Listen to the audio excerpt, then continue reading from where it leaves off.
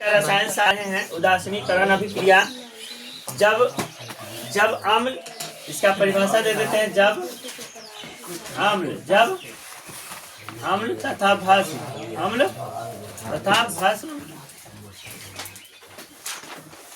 जब अम्ल तथा भस्म क्या करता है आपस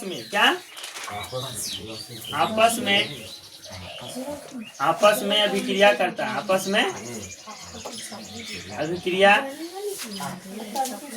करता है तो जल तथा लवण बनाता है। जल तथा लवण बनाता है उसे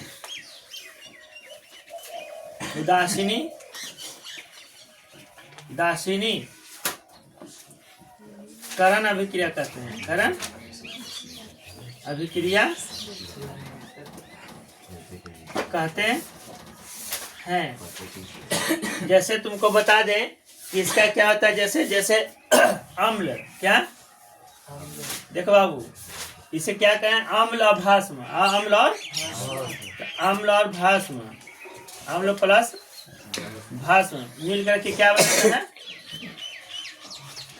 जल तथा लवण, या लवण तथा जल, कुछ भी लिख सकते हो। जल तथा लवण, जल प्लस लवण बनाता है। क्या बनाता है जल तथा लवण बनाता है। समझ गया रे। अच्छा, जैसे तुमको बता दें कि NaOH ये क्या हो गया, OH का हो गया, ये भस्म हो गया ना। OH हो गया, क्या हो गया भस्म। अब प्लस HCl क्या हो गया बाबू, HCl क्या हो गया, ये अम्ल हो गया। क्या हो गया, अरे शुरू में H रहे तो उसको अम्ल कहते हैं ना, अम्ल का पहचान देते हैं। और OH अंतिम में रहे, रासायनिक नाम अंत में OH रहे, क्या रहे OH रहे, तो उसका क्या होता है भस्म होता है। तो ये हो गया कोची अम्ल हो गया, ये हो गया भस्म। ठीक है, तो दोनों मिल करके आगे प्लस पीछे माइनस, आगे प्लस पीछे माइनस। NaCl हो गया, ये देख तो अब प्लस NaCl हो गई तो लवण हो गया NaCl। अब प्लस कोची हो गया H2, क्या हो गया H2, तो जल हो गया। तो दोनों मिल करके क्या हो गया लवण तथा जल बना देखा है। दूसरा एग्जाम्पल क्या है KOH, अब प्लस क्या है HCl, क्या HCl, तभी क्रिया करके तो क्या हो गए आगे प्लस पीछे आगे प्लस पीछे तो क्या हो गए KCl, क्या हो गए KCl प्लस H2 हो गए ना। अरे H हो गए, H हो गए तो H2 हो गए, तो जल बना देखा है।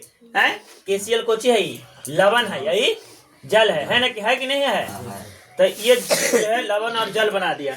आगे नेक्स्ट है क्या MgOH2। अब किससे अभिक्रिया कराएंगे, कराएंगे H2SO4 से, सल्फ्यूरिक अम्ल से। तब आगे करा दिए तो आगे प्लस पीछे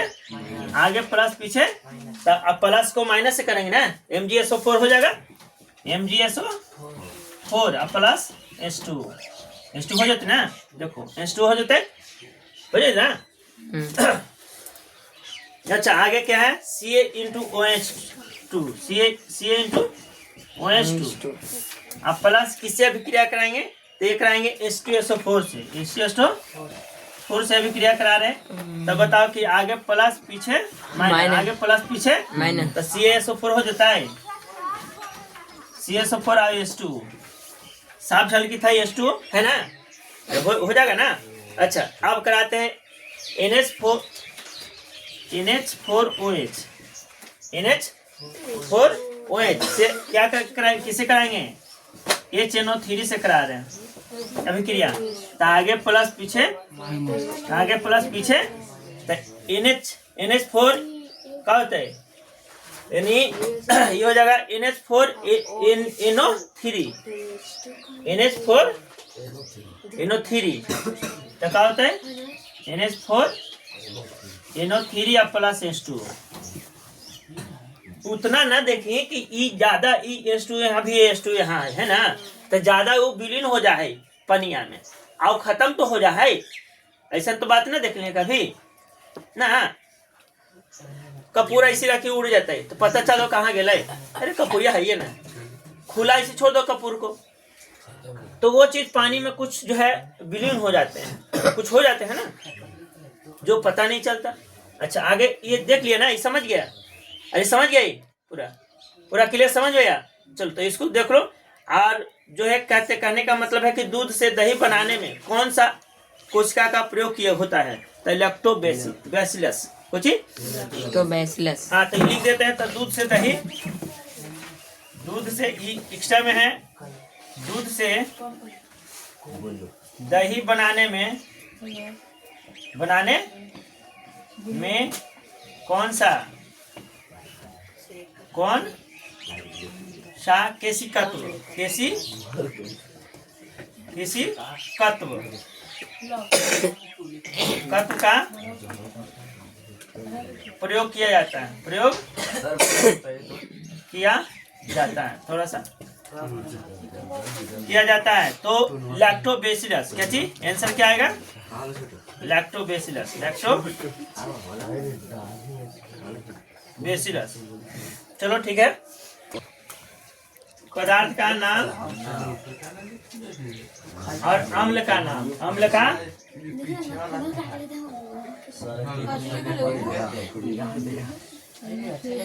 और खट्टे, देखो पहला लिखते हैं खट्टे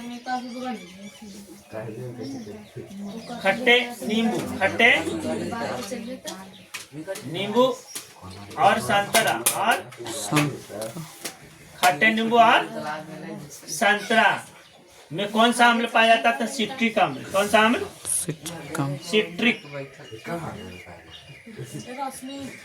सिट्रिक अम्ल पाया जाता बाबू। दूसरा है इमली, क्या है इमली में कौन सा अम्ल पाया जाता है, तो इमली में टार्ट्रिक अम्ल, टार्ट्रिक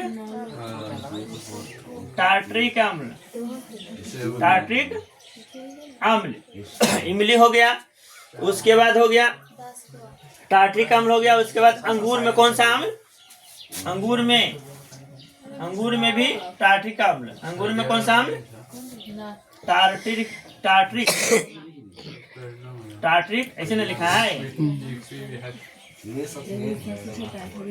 टार्ट्रिक अम्ल। अच्छा अब क्या हो गया, केला में कौन सा अम्ल, केला में टार्ट्रिक अम्ल पाया जाता है,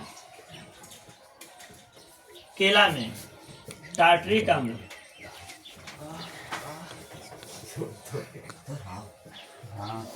टार्ट्रिक अम्ल। फिर चौथा कौन सा है, तो चौथा है टमाटर में ऑक्जेलिक अम्ल। क्या, टमाटर में कौन सा अम्ल, ऑक्जेलिक अम्ल,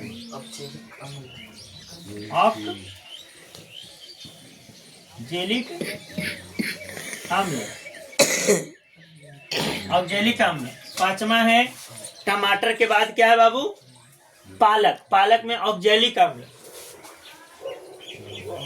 पालक में कौन सा अम्ल, ऑक्जेलिक अम्ल ही पाया जाता है।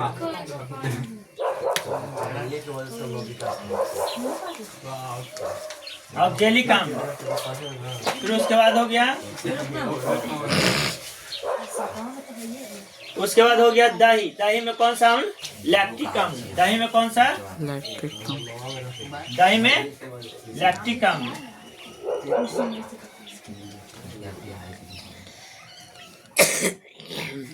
लैक्टिक अम्ल। दूसरा है, सातवां है क्या, सातवां है दूध में कौन सा अम्ल, लैक्टिक अम्ल ही पाया जाता है। दूध में कौन सा अम्ल, लैक्टिक अम्ल।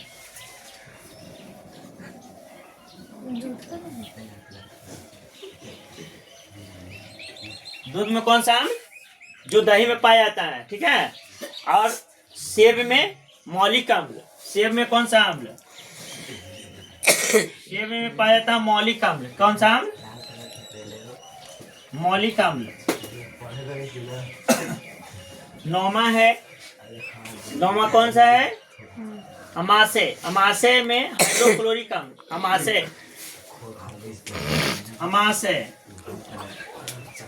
अमाशय जिसे कहते हैं पेट में कौन सा अम्ल, हाइड्रोक्लोरिक अम्ल, हाइड्रोक्लोरिक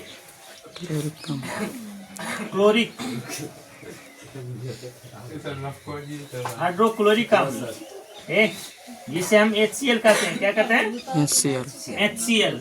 10वां है, क्या है 10वां? तो 10वां है बाबू विटामिन सी। विटामिन सी में एस्कॉर्बिक अम्ल, एस्कॉर्बिक अम्ल,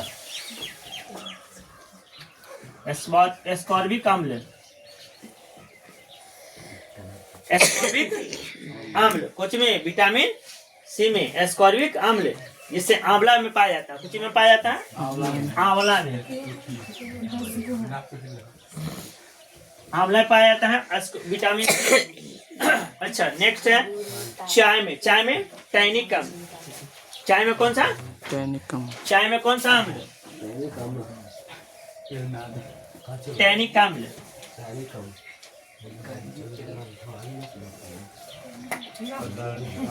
चाय में कौन सा अम्ल? टैनिक अम्ल। देखो ये अम्लों का जो है नाम है, तो कोची में कोची पाया जाता है, ये तुमको समझाएं, आगे नेक्स्ट हम करेंगे। चलो,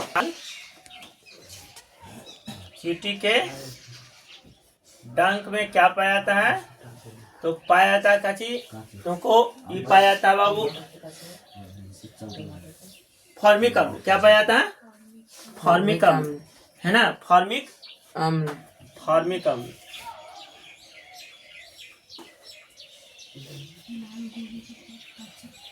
फॉर्मिक अम्ल जिसे हम कहते हैं CH तब HCH, पहले H दे दो, HCOOH, ठीक है? इसे हम कहते हैं मेथनोइक अम्ल भी कहते हैं। क्या कहते हैं? या मेथनोइक अम्ल, इसे कहते हैं मेथेनोइक अम्ल, मेथेनोइक अम्ल। ये जो लाल चींटी के डंक में पाया जाता है, मधुमक्खी के डंक में भी पाया जाता है यही अम्ल। मधुमक्खी के डंक में भी पाया जाता है यही अम्ल, फॉर्मिक अम्ल। कौन सा अम्ल? फॉर्मिक अम्ल, फॉर्मिक अम्ल, ठीक है? अच्छा, मक्खन में कौन सा पाया जाता है?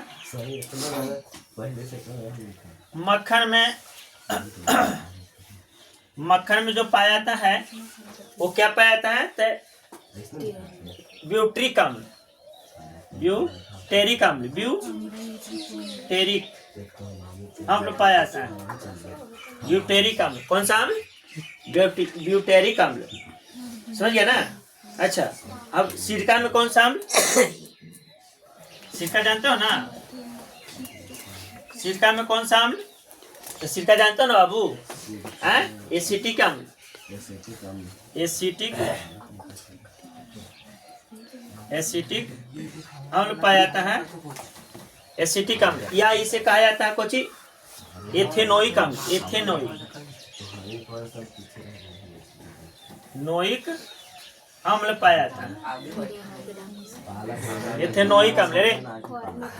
एथेनोइक अम्ल, सिरका में एसिटिक अम्ल जो पाया जाता है उसका रासायनिक नाम एथेनोइक अम्ल। कौन सा अम्ल? एथेनोइक अम्ल। समझ में आ गया? चलो देख लो यहाँ तक, उसके बाद हम आगे बताएंगे। देखो रे, वैसा यौगिक, वैसा यौगिक वैसा यौगिक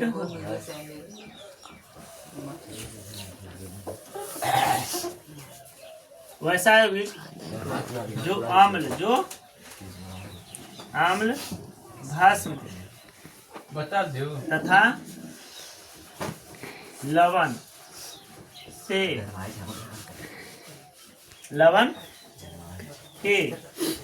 के जलीय विलयन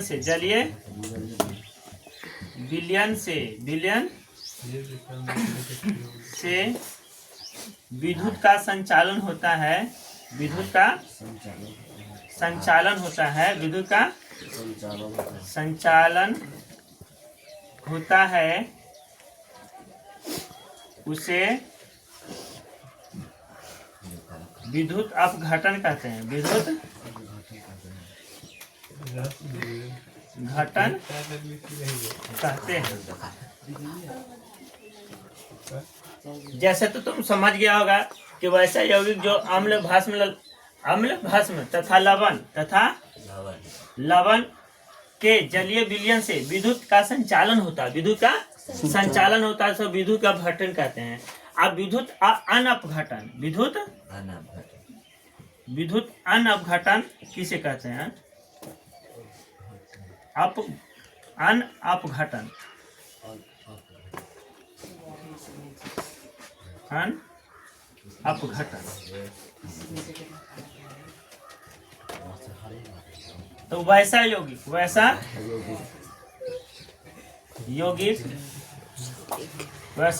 जो अम्ल भस्म तथा लवण के जलीय विलयन से विद्युत का संचालन नहीं होता है, उसे विद्युत अनअपघटन कहते हैं।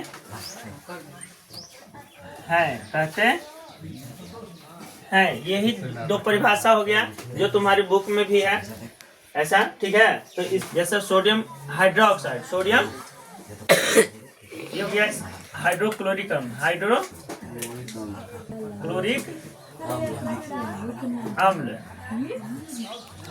हाइड्रोक्लोरिक अम्ल। दूसरा हो गया sodium hydroxide, sodium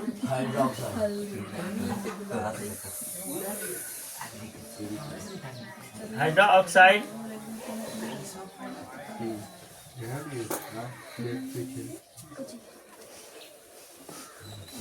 sodium hydroxide, ठीक है। अच्छा, विद्युत अपघटन के क्या हो गया? एल्कोहल, क्या हो गया?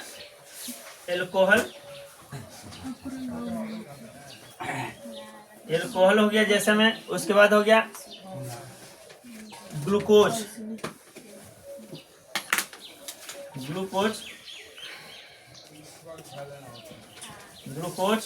उसके बाद हो गया यूरिया, क्या हो गया? यूरिया। चलो इसको जैसे में लिख लो।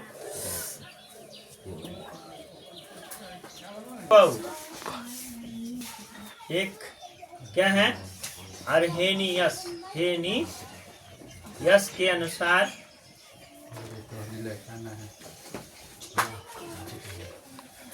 क्या कहा कि अम्ल वह पदार्थ है, अम्ल वह पदार्थ है जो जल में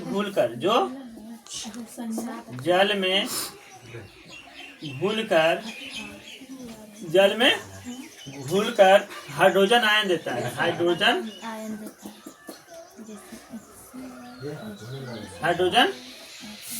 आयन। देखो हाइड्रोजन आयन प्लस, यानी कि देखो रे, हाइड्रोजन आयन कहने का मतलब प्लस देता है। जैसे हाइड्रोजन आयन कौन देगा? तो HCl हो गया, H2SO4 हो गया, फिर हो गया HNO3 हो गया, और हो गया CH3COOH, है ना, ये हो गया इत्यादि। अब इसका रासायनिक अभिक्रिया करा है तो देखो मैं यहाँ हाइड्रोजन आयन कैसे देता है। जैसे हम HCl के किए, मैं HCl के तोड़े क्या जल, इसको जल डाल करके क्या जल से अभिक्रिया कराएं, जल डालेंगे तब ना टूटेगा, तो जल डालेंगे तो क्या हो जाएगा? हाइड्रोजन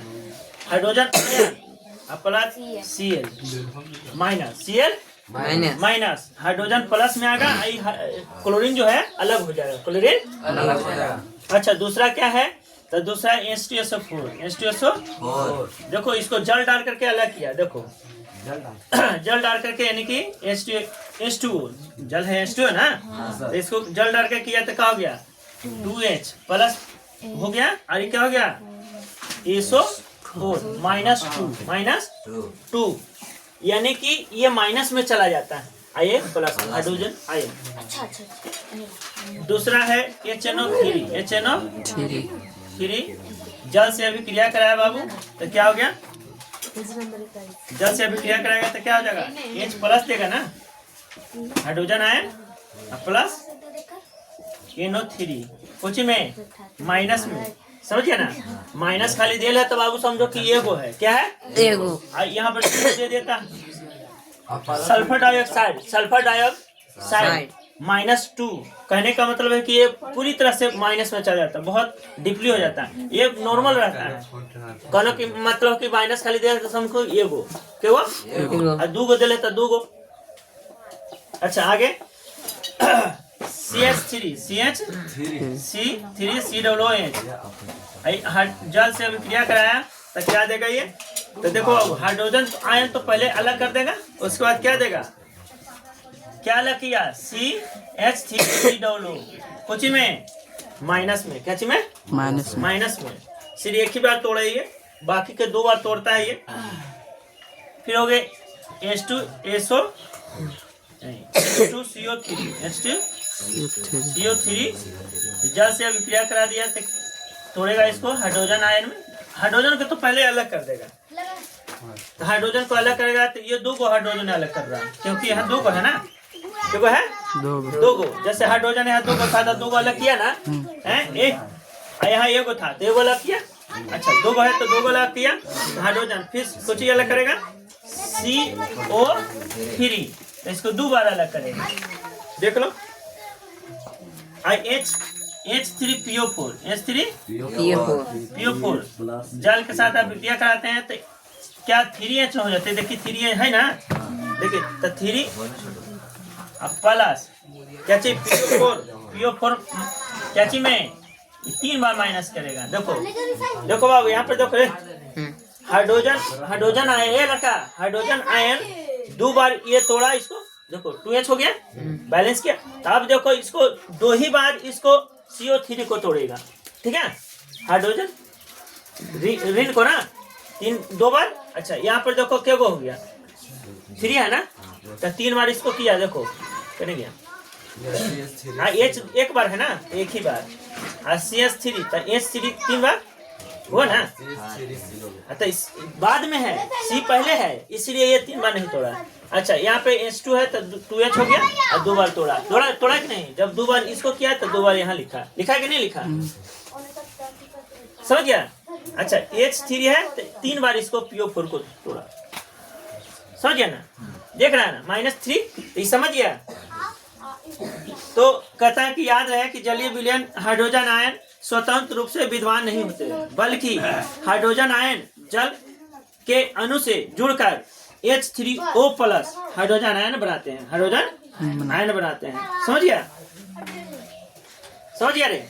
जैसे देख लो, अब एक एग्जाम्पल देके यहाँ पर समझा भी दिया है कि H+ अगर है, अब प्लस जल के साथ इसको अभिक्रिया कराते हैं तो देखो इसके साथ क्या होता है, तो कहने का मतलब यह है कि H3O यानी प्लस में जाएगा, क्या में प्लस में, इससे कोई नेगेटिव नहीं होगा, तो कहने का मतलब H+ हो गया। तो देख लो इसके O पर कितने जो है प्रोटॉन जो है होगा, तो 0 क्या हो गया, 0 देखो 1, यहाँ पे क्या होगा, यहाँ पे 2 गो, यहाँ पे 1 गो है ना, इसके चारों ओर प्रोटॉन जो है क्या हो गया, 2 2 4 1 5 1 6 गो। अच्छा ये बताओ तो ऑक्सीजन के कितना है परमाणु संख्या, ऑक्सीजन के 8 ना, तो क्या हो गया 2 और 2 4 1 5 1 6 हो गया ना, 6 हो गया। अच्छा हाइड्रोजन एगो हो गया। फिर देखते हैं यहाँ पे देख लो कितना प्रोटॉन सर्कल कर रहा है, देखो